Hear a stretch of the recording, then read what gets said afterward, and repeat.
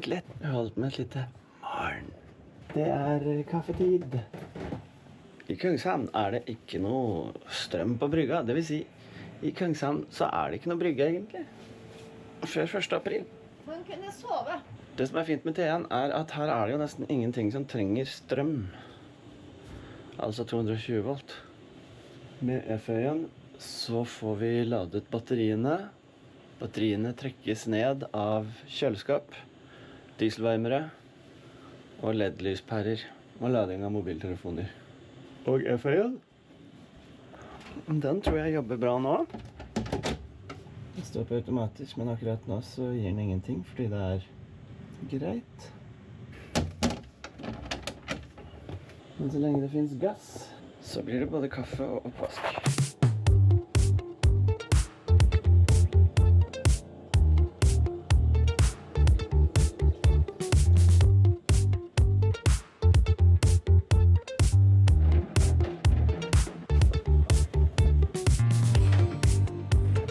God lille bursdag. Det kaffe med søsmer? Det kaffe til deg? Du trøtte babbe. Ja, det gjør den. Vil du ha kaffen senere? Jeg kommer opp til deg, ja.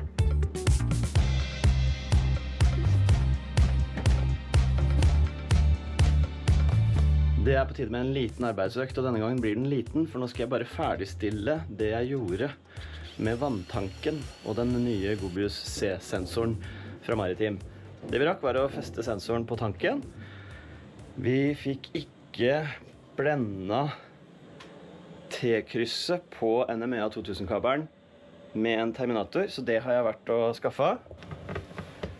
Og så fikk vi ikke koblet oss på fordi det ikke var noe ledig port her.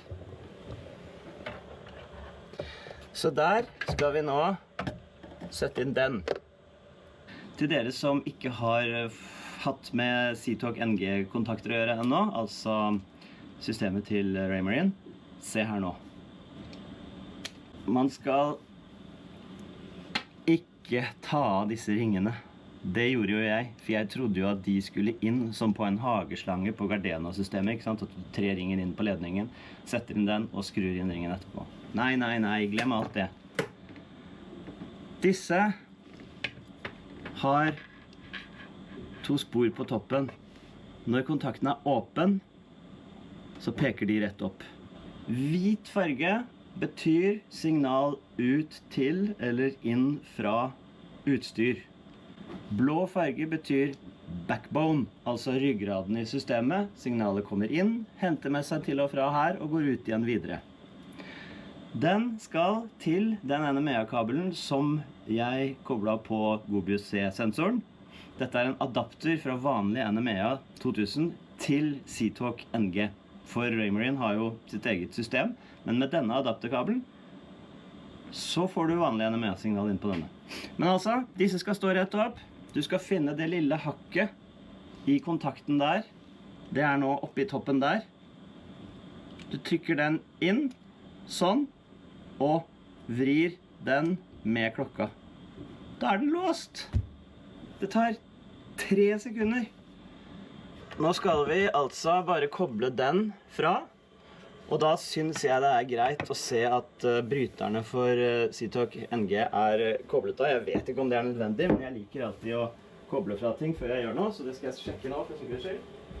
Men nå de skrudd av, og da skal jeg altså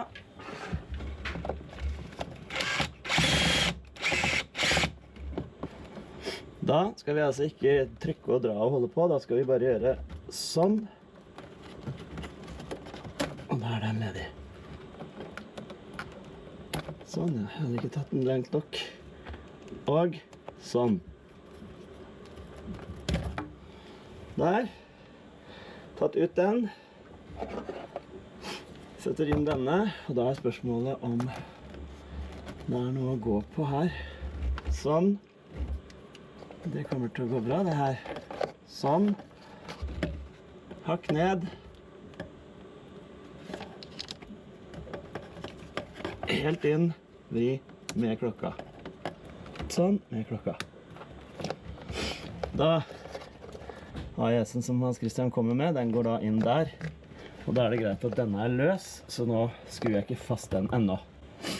Da, mine venner, har vi adapter NMEA Seatalk NG der.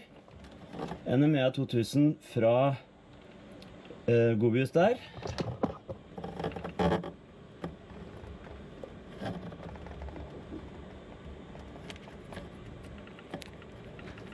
Men den er feil vei. Nei. Da virker det som om Andersens tålmodighet må testes igjen. Jeg tror ikke det skal være noe kryss mellom, og om jeg setter inn kryss, så vil det likevel ikke løse problemet. Så da har jeg plukket 2 feil kabler. Hurra. Men det er ikke noe stort problem. Vi putter dette pent ned igjen i posen til Maritim, og så får jeg byttet dem. Det går fint. Men da får jeg ikke noe vanntankmåler på denne turen, og det har jeg lyst på. Så nå skal jeg sjekke om det er en båtbutikk i Kungshamn. Enig? For å bli ferdig i andre enden, så skal jeg sette på en sånn terminator nede under senga der. Det er viktig. I enden av en NMEA 2000-kjede, så må det sitte noe som avslutter. Og det er en terminator. Så får vi håpe at den passer da. Det er han. Og det er han. Da passer ikke den heller. Klassisk. Da har jeg tenkt motsatt. Ja, da blir det ikke gjort noe mer her før jeg kommer til Lysekil, for i Kungshamn er det ikke noe båtutstyrsbutikk. Hva har du funnet nå? Det er mulig. Enten er jeg genial, eller så er jeg bare fryktelig treig. Men det slo meg plutselig. Hva om jeg har snudd NMEA 2000-kabelen feil vei? Hva om den er motsatt i andre enden, sånn at det vil passe likevel? Og hvordan finner man ut av det? Jo, da kan man enten ta der ned igjen for andre gang i dag, eller så kan man gå og se på et tilsvarende T-kryss og finne ut av om den er lik i begge utgangene. For hvis den er lik i begge utgangene, da har jeg ikke snudd den. Hvis den er forskjellig, så har jeg jo lagt NMEA-kabelen feil vei. Handplugg. Og nå kommer fasiten. Hundplugg. Så da er det bare å finne frem saksa og klippe opp strips og snu NMEA-kabelen. Og så har jeg lært at det spiller en rolle hvilken vei den ligger. Og det lærte jeg på det enkleste strekket, det som er skiftbart på 5 minutter. Yes. Jeg frykter at jeg ikke er genial. At jeg bare burde ha tenkt på det da jeg la kabelen, men... Sånn er det.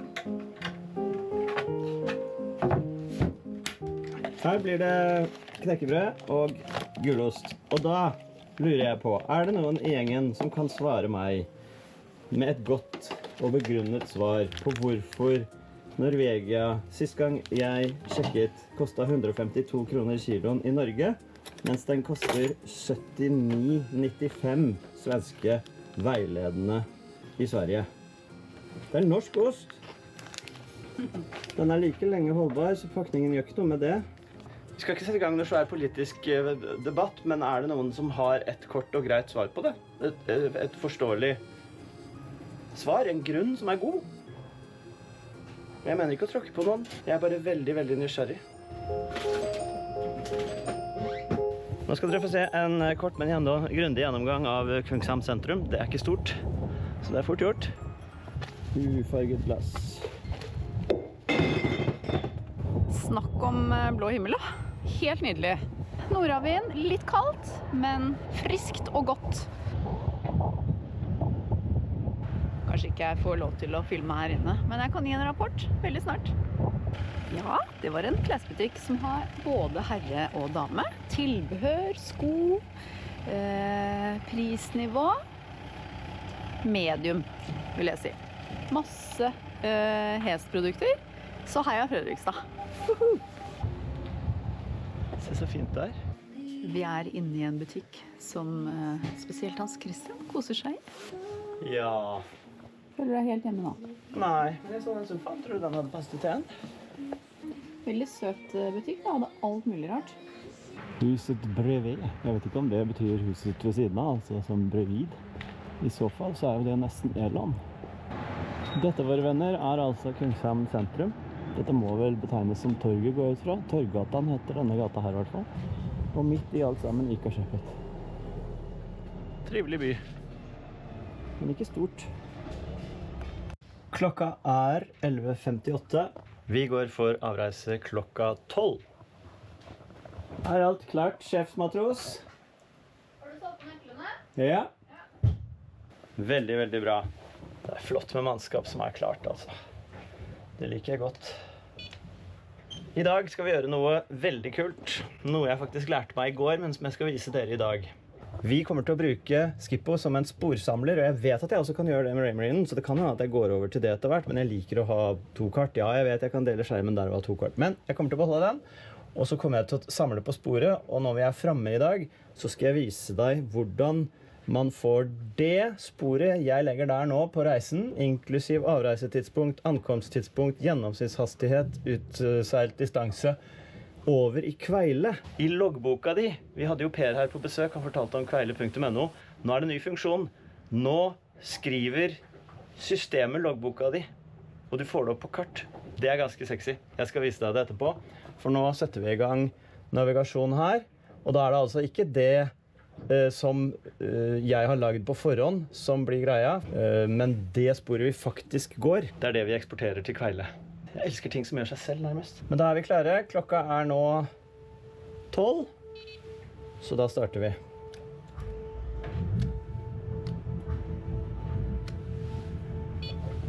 Da tar vi de 2 først. Og så går du bak, og så tar du den ene bak, og i det du tar den andre bak, så tar jeg den og går hit og bruker trøster, og så glir vi fra. Det har i grunnen vært veldig lite fokus på det, men i morgen en meget viktig dag. Ja, jeg skjønner ikke at det ikke har vært mer fokus. Nå går jeg bak, så må vi ha fokus på denne fraleggingen, før vi har full fokus på alt det andre. Alt det andre altså bursdagen hennes. Da vi fri. Da vi fri. Ja.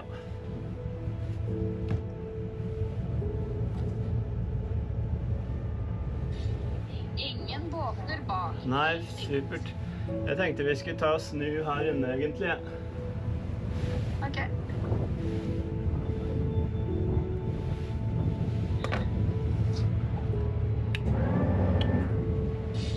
Det plass bak til de utstikkerne.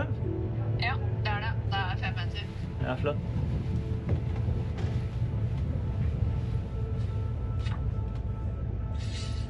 T1 en drøm å kjøre.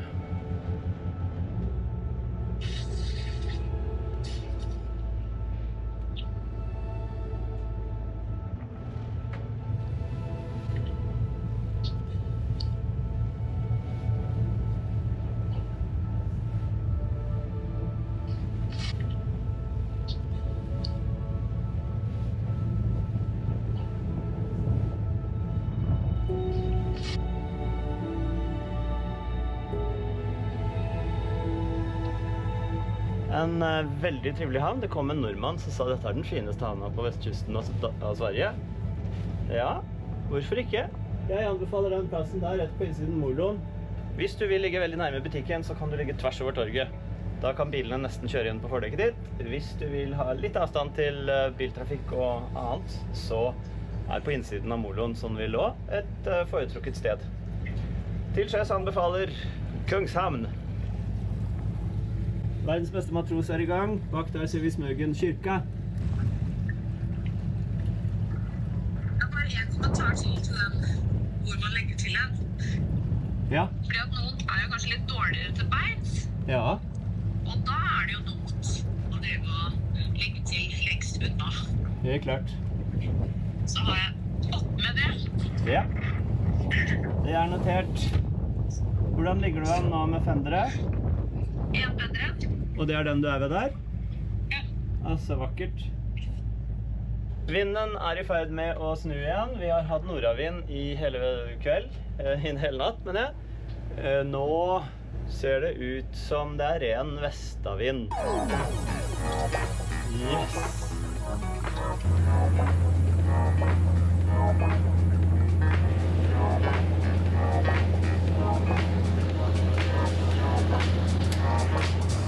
Der står skiltet om kabelfergen som går der borte. Det en kabelferge, sånn som i Hamburgsund. En del av fergesambandene mellom øyene og fastland i Sverige sånne kabelferger. Flere og flere av dem blir byttet ut med motoriserte, så de slipper den der vaieren i vannet, men her det fremdeles vaier. Vi har vært innom det før, vi kjørte jo forbi her i fjor også. Da det om å gjøre å holde god avstand. Minimum 200 meter regelen. Og følge med på om det varsellys som blinker gult, da den i drift. Følge med på vaieren, om den henger opp over vannskorpa rett ved båten, eller om den går rett ned, og så videre. Det som I hvert fall helt sikkert at du har ikke noe lyst til å komme i konflikt med den vaieren. Det både flaut og fryktelig dyrt.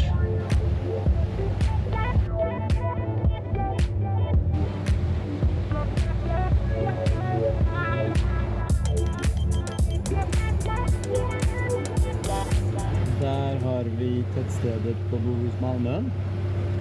Gjesthavna rett foran her. Også en restaurant som ganske fin der inne. Og en fiskebutikk som helt fantastisk.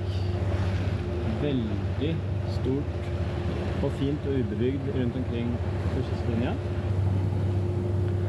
Helt på sydspissen det naturistbadestrand med flotte fjell og svaberg. Så det ikke så mye sandstrender, men veldig mye fjell og fine områder rundt omkring på hele øya. Fint å gå tur, fint å joggetur, fint for friluftsliv. For meg så står Bohus Malmön som litt sånn porscht, litt fint. Her inne den tredje gjesthavna for Lysekil. Det ikke noe galt med stedet. Men du kan ikke gå til byen. Nei, det kan du faktisk ikke. Det faktisk ganske lagt. Ja. Men det var litt sånn Hawaii-stemning der. Veldig hyggelig restaurant der. Og jeg tror det et Eldorado for bobil turister, campister. Og det heter Basteviken, eller Basteviksholmen.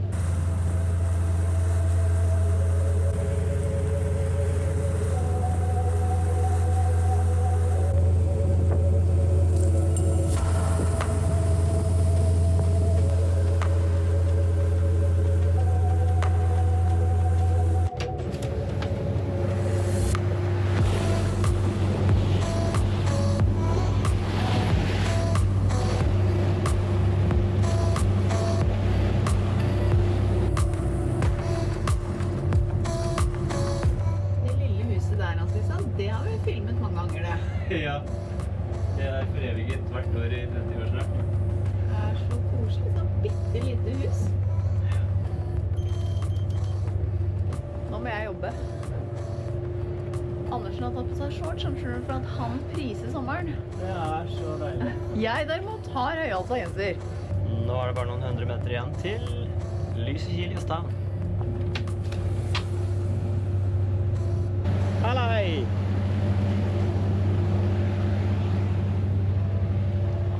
Jeg husker ikke helt hvordan gjestebrygga her Det inn I havneområdet. Så det innseilinger I forskjellige zoner, forskjellige brygger, hvor noen private, eller faste plasser, og andre til sånne som oss. Hallo? Nå skal vi være skikkelig luksuriøse. Nå skal vi tenke på alt. Nå skal vi tenke på solforhold og fralegging I morgen hvis det blåser litt mer, og så videre. Det siste ikke noe problem. Solforhold, hvor langt det blir å gå.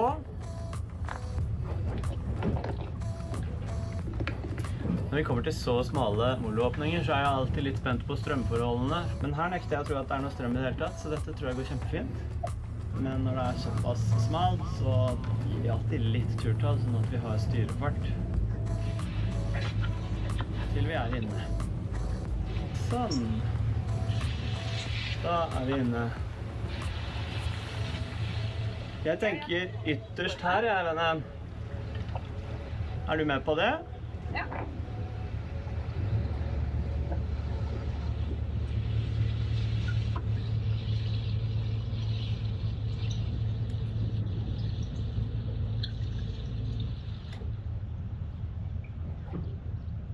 Så fint det her. Ja, deilig. Ja. Fall det kommer flere, og vi skal gå litt tidligere i morgen, så legger jeg meg ikke helt med bøven der, for da får vi ikke bakka hvis vi får noen bak oss. Tror det går fint, ja. Da tror jeg faktisk... Ja, jeg skal sakte høyt jeg kan. Hører du noe? Jeg hører deg sånn så vidt der.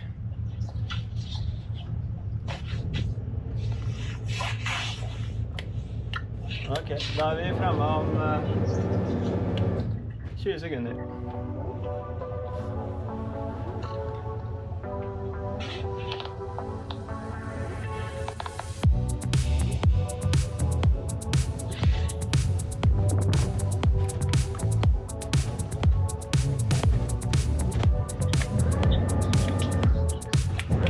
Der er vi landet.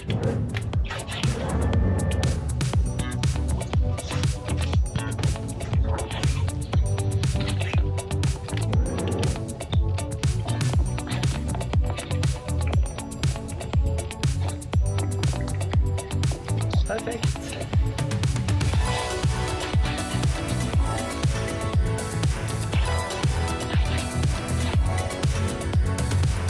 Ok.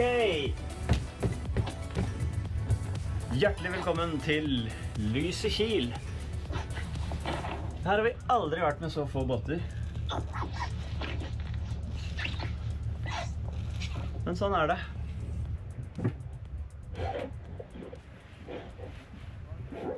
Nå skal jeg vise dere hvor enkelt det blir å føre loggbok når man har en fil fra for eksempel Skippo eller plotteren sin og Kveile, som jo vår venn Per har lagd. Du kan jo se episoden med Kveile hvis du har lyst til å bli bedre kjent med systemet som holder orden på båtlivet ditt. Nå skal vi se. Nå har vi kommet fram. Vi har stoppet navigasjonen i Skippo, min Skippo, spor. Og der ligger sporet vårt som GPX-fil. Da åpner vi den, der, på de 3 prikkene. Eksportere som GPX. Der ligger den. Sånn. HC's iPhone på AirDrop. Der kommer den der. Så går vi inn i Kveile til turer. Og så går vi til importer GPX. 31. er der. Klikker jeg sånn. Og der er turen. Ruta er tegnet, den var 11,2. Kungshamn til Lysekil. Klokka 10.05 stemmer ikke helt, så der er det noe feil med klokka hos meg. For det var jo 12.05. Distanse. Gjennomsnittshastigheten var 7,21. Maks, det blåser vi. Her får jo jeg riktigere data når jeg får inn motorstyringen fra Raymarine. Det var strålende sol. Vindstyrken var 4. Vindretningen var vest. Temperaturen var fantastisk. Sikten var god. Fullført. Turen er registrert fra Kungshamn til Lysekil. Så fort gjort er det. Og jeg elsker det. Så da vet du det. Da kan loggboka nesten skrive seg selv. Sånt liker vi. Nå, Miss Kjøkøy. Nå tar det seg bra ut her. Åja, ok. Nei, så var det du som fikk ta meg litt. Sånn, det var dumt da. Karma. Ja, det var karma hos meg. Har du fått lastet over på Kveile? Ja. Gikk det bra? Ja, ja. Loggboka er ført allerede. Herlig. Jeg hadde mer enn nok med tøv og strøm. Jeg skal ta meg redningsvesten. Jeg synes det er litt dumt å gå med den oppe i byen. Ok. Yes. Vi kan gå og oppleve Lysekil. For et vær vi har fått. Det er altså så deilig. Og her har Lille gjort det koselig igjen. Takk for at du gjør det så fint. Bare hyggelig. Jeg liker litt kos, jeg. Ok. Gullmarsfjorden. En av de dypeste fjordene langs svenskekysten. Der ligger Fiskebækskil. Her er Lysekil. Med kirken der oppe. T1 der. Lily der. Kaldbadshuset, havbadet. Sanitæranlegget. Vi må ta en tur dit og se.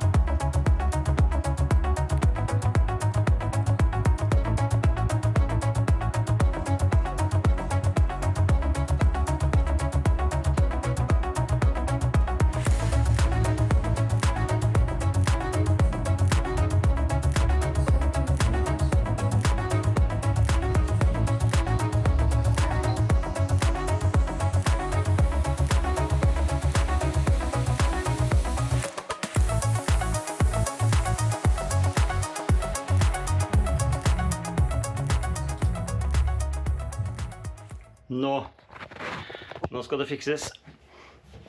Etter mye grubling så skjønte jeg altså at jeg har lagt kabelen feil vei. Så det skal rettes på nå. Nå skal den snus, og da vil alt passe, inkludert adaptere fra NMEA til Seatalk NG. Så da pakker vi opp her. Forhåpentligvis så vil Gobius-adapteren fungere etter dette. Da skrur vi opp koblingen vi har lagd. Sånn. Nå skal den snus, og så skal den være sånn. Så må vi klippe. Det som er viktig nå er at vi har tilgang her når vi skal starte opp appen, for da må vi måle nøyaktig hvor dyp tanken er der Gobius sitter.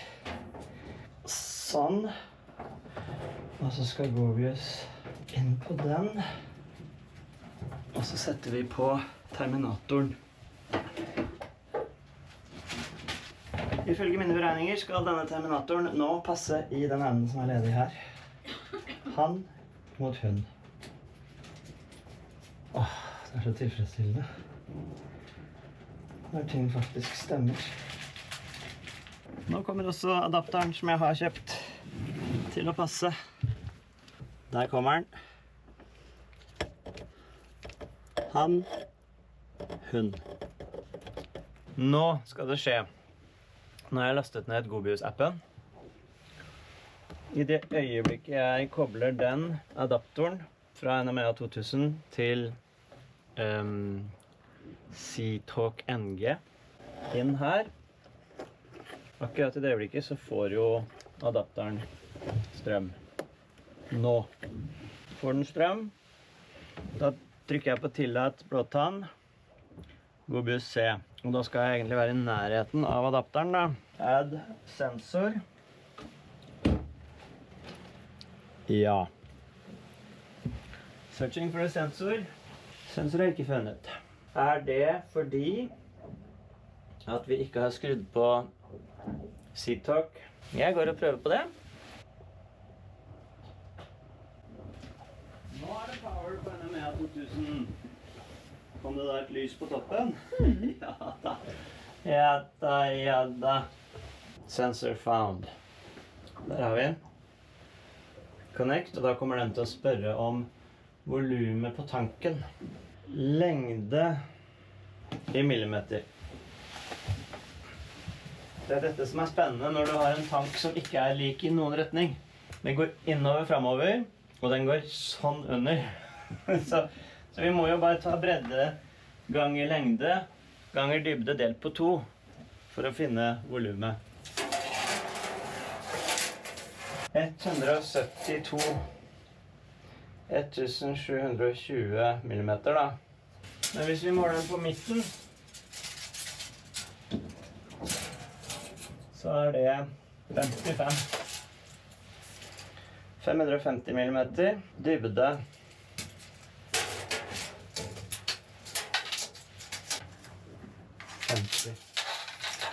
500 millimeter. Hva er A og B? Det er A og B, ja. Da er den like B under? Jo, men jeg skjønte det nå. A er 20 centimeter, altså 200 millimeter. Og B er 0 millimeter. A er 200 millimeter, B er 0 millimeter. 331 liter, det tror jeg stemmer som tusen, for han snakket om at det var rundt 650 liter vann. Og da er det 662,2. Fantastisk. Ok. Nå er jeg spent på hva han sier, hvor mye det er. Hvis den havner omtrent her nå, 60%? 60-70. Nei, 60. Ja. Det tror jeg stemmer, min venn. Det har du regnet på huet ditt. Men er ikke det helt amazing, da? Men nå har du vært flink, synes jeg.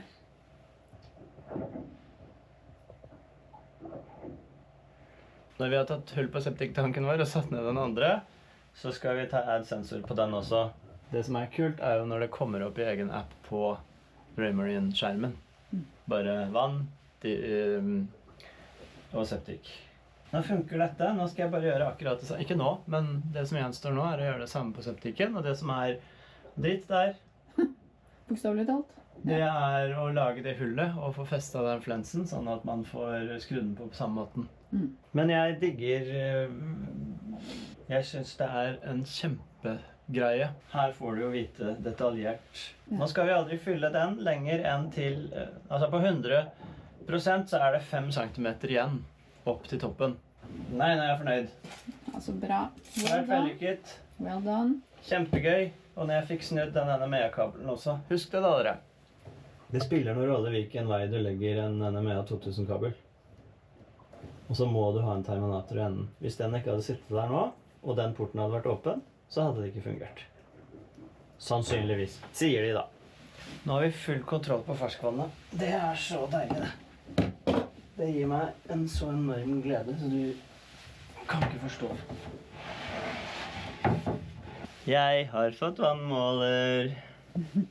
Da, da, da, da, da, da. Takk for at du så på installasjon av Gobius C, tankmåler, her i dette tilfellet for ferskvannstank.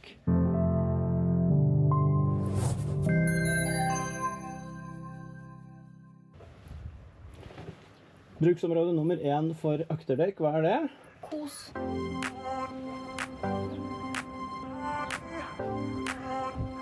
Har du det fint i lysekil? Er det helt strålende? Ja, så bra. Du da? Jeg har det topp. Nå gleder jeg meg veldig til å få testet den vanntak-appen. Og så var det en ting til. Jo, det var jo oppe på taket, for jeg har snakket med Hans Christian igjen hos Raymarine. Og vi er altså avhengig av at de 3 GPS-antennene er montert før fredag i neste uke. Så, enten etterpå, eller på kjøringen. Nå ble jeg varm. Hva er jobben, eller? Så bra. Nei, det kan være en kombinasjon, hva vet jeg? Akkurat, vi er der, ja. Ja. Det er så kjekt med en liten sprett. Helt ute på babord side så står det en liten GPS-antenne.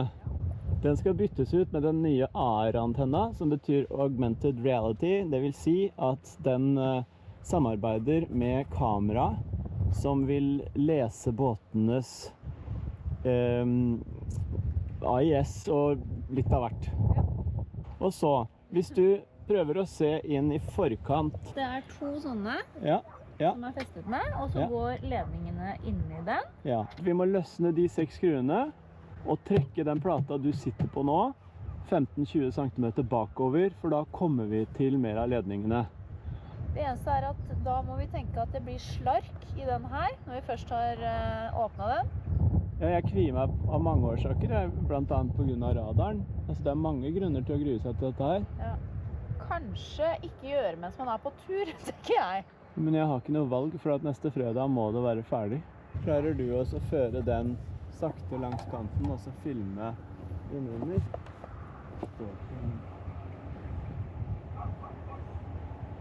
Det der er bokstavlig talt rumpa i været. Tusen takk for innsatsen. Selv takk. God morgen. Det er onsdag. Det er 1. april. Og Lili har bursdag, og det er ingen spøk. Og jeg skal gå og prøve å skaffe en liten bursdagsoverraskelse. Det er litt gråere i dag, men jeg tror det kan bli en fin dag allikevel. Havsbadet Solsidan heter det. Der borte ligger Havets hus. Det er akvarium. Veldig fint for barna. I dag kom tåka fort. Jeg rakk rakk nesten ikke å få fram kamera før den var kastet på oss. Jeg klarte å dette i går. Jeg snublet midt i trappa i T1 og ramlet rett i bånd. Lå langs som jeg var, og på veien slo jeg foten. Det er derfor jeg går som en gammel kaptein i dag. Men det er ikke trebein, altså. Det er ikke det. Her skulle man tro det var feiring for Lilly. De har 2-årsjubileum i butikken. Så hyggelig. Svenske butikker, altså. Det er så trivelig. Det ble påskeliljer, yoghurt, blåbær, bringebær, et påskeegg. Så får vi se.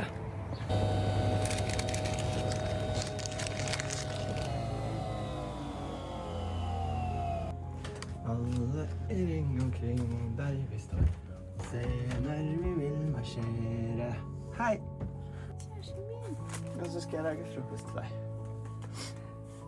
Ganske ålreit, det er bursdag. Ja, bra. Å, de er fine, kjæresten min. De er i hvert fall ekte. Kos deg da, så skal jeg lage frokost. Jeg vil være sammen med deg. Ja, kom hit da. Frokosten er servert. Ja, Så koselig. det var fint. Ja. Tåka er i ferd med å lette i Lysekil. Det kommer rapporter fra lenger nord at det er solskinn, så vi lever i håpet og troen.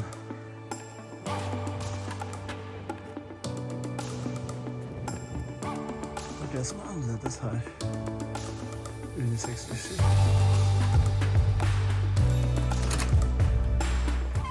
Det er fresht og fint, da.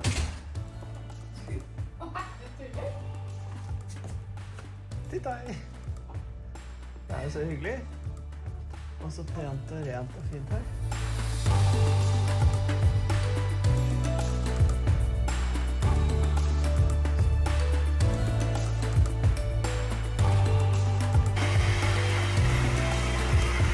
Det var fint her. Terningkast. Jeg sier 6.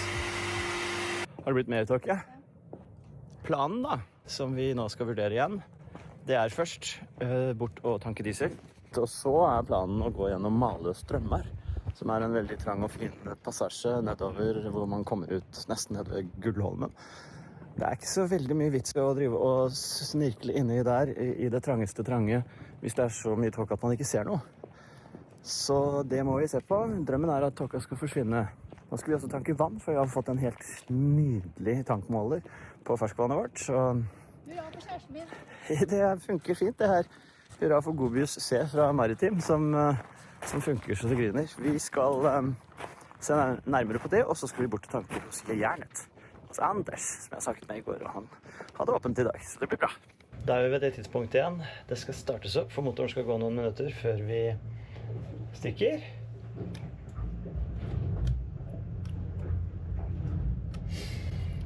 Det ser ikke ut til at tåka vil lette altså, så vi får bare smøre oss med tålmodighet. Enten går vi rett ned til Kjerringa, forbi Grunnsund og Gullholmen og ut, eller så går vi inn i Malø Strømmar, hvis tåka letter.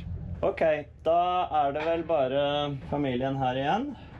Og da tenker jeg først og fremst på dette.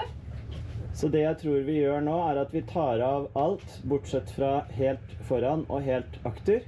Og så tar jeg den helt foran, og så tar du den helt akter med en gang du ser at jeg har tatt den foran. For her kommer jo vinden, det er ikke så vindtak, men på 10 sekunder så er vi godt uti her. Ja. I dag tror jeg hadde klart å legge fra. Ja, det er selvfralegging i dag. Men vi skal jo helst ikke borti der før vi får til noe. Vi skal ut der. Nå ringer jeg deg. Du får så mange bursdagshilsener på Facebook. Det er hyggelig. Skal jeg slippe? Nei.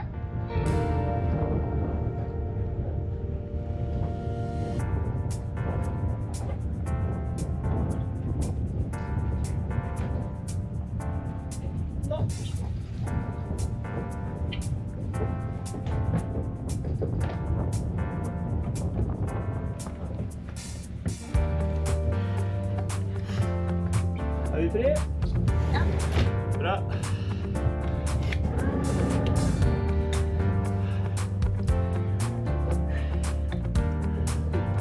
Ja, bra jobba, Anders.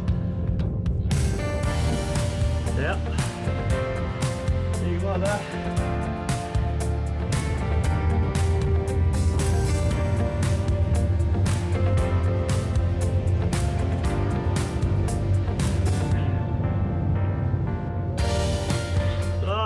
dere. Det var 6 knop ut av moloen, men såpass synes jeg vi måtte i dag. En tom havn.